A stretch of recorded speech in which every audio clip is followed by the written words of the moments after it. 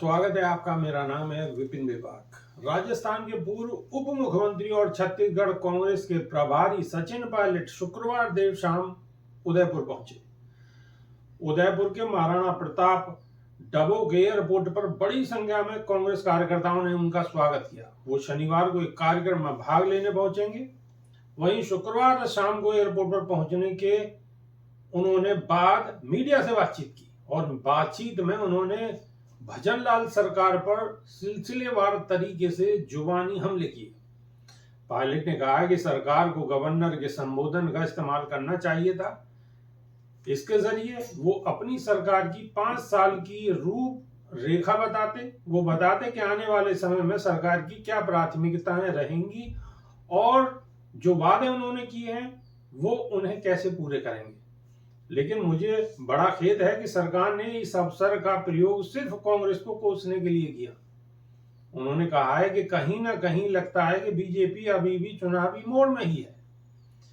जनता ने विश्वास करके एक बहुमत की सरकार बनाई थी, लेकिन गवर्नर साहब बाध्य हैं कि कैबिनेट जैसा लिखकर देगी वैसा ही भाषण होगा।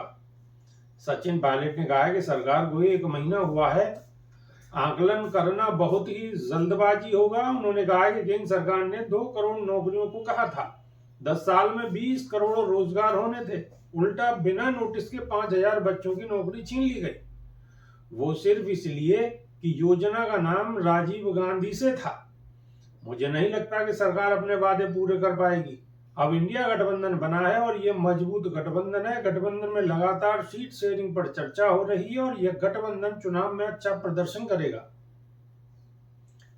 सचिन पायलट ने राहुल गांधी की भारत जोड़ो न्याय यात्रा को लेकर भी प्रतिक्रिया दी है। उन्होंने कहा कि राहुल गांधी पूर्व से पश्चिम तक यात्रा निकाल रहे हैं।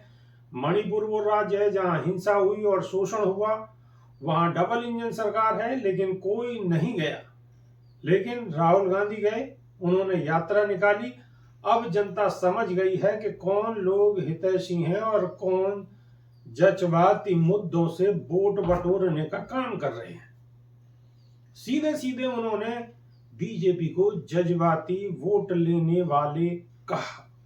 उन्होंने आगे कहा कि छत्तीसगढ़ में 3 दिन का दौरा करने आया हूं, वहां कांग्रेस का वोट प्रतिशत उतना ही है। सचिन पायलट ने कहा है कि ये उम्मीद थी कि वहां हमारी सरकार बन जाएगी, लेकिन ऐसा नहीं हुआ। साथ ही उन्होंने ये भी कहा कि कांग्रेस का लोकसभा चुनाव में छत्तीसगढ़ सहित सभी राज्यों में अच्छा परफॉर्मेंस रहेगा। अभी के लिए सिर्फ इतना है। नमस्कार।